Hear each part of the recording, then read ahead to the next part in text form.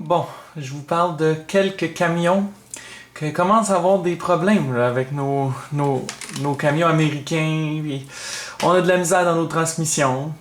Nos moteurs, on a beaucoup d'améliorations au fil des années, mais ils nous mettent des transmissions horribles puis des injections directes avec des turbos. Fait que là, le premier, là, Chevrolet 1500 à éviter. En 2021, si vous cherchez un camion, c'est pas une bonne idée parce que, premièrement, les moteurs ont de la misère.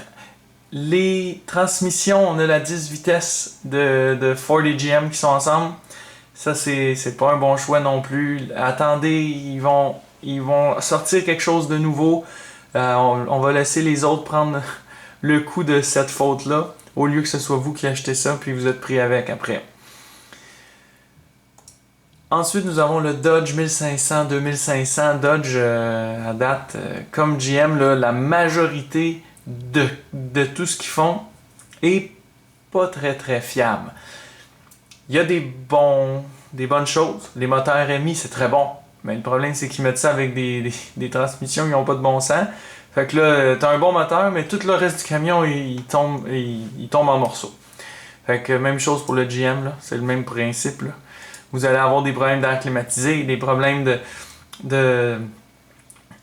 d'actuateurs qui s'occupent de mettre l'air aux pieds, l'air dans le visage. Fait que là, vous serez pas plus avancé, vous allez avoir chaud durant l'été, l'hiver, ça marchera plus. En vrai, ça, le Ford 150 de ce temps-là, ça va pas très bien là, à cause de sa transmission. Moi, je vous suggère pas non plus. Là, c'est la même transmission que le GM. Par contre, Ford, en général, là, les véhicules sont de bonne qualité. Les V8, je vous parle, là, puis les camions. Il faut qu'il y ait un frame, il faut que ça soit solide. Les autos, ils ont de la misère. Mais les camions, d'habitude, là, c'est pas pour rien que c'est le plus grand vendeur de camions. 80% de ce qu'ils vendent, c'est des F-150, c'est pas pour rien. Mais là, de ce temps-là, là, je vous le conseille pas. Ensuite, si je voudrais m'acheter un camion demain matin, j'irais m'acheter un F-250 2016. Parce que ça reste probablement au gaz, là, parce que moi, je tire pas tant que ça. Le 6.2 litres, exceptionnel. Transmission exceptionnelle, 6 vitesses. Vous n'allez pas dans des affaires qui n'ont pas de bon sens, CVT ou 10 vitesses, là. C'est trop. Puis sur l'essence, là, moi, peut-être 19 litres au 100, vous allez vous en sortir. C'est beaucoup. Mais imaginez, là, vous allez vous sauver tellement de troubles à rentrer dans le camion, mettre la clé dedans, ça part. Au lieu de prendre d'autres camions que vous allez venir pour vous en utiliser, vous allez être déçu de votre achat parce que vous trouvez que ça n'a pas de bon sens, tout le temps brisé. Fait que moi, j'irais dans l'usager. Encore, je regarderais la game là, se jouer entre les trois, voir qu'est-ce que ça donne. Sinon, ben, si vous voulez plus économique, là, j'irais dans le Tacoma. 2015 maximum. Après ça, ils ont été dans le GDI, ça, direct à injection. Puis là, ben, niaiser avec ça.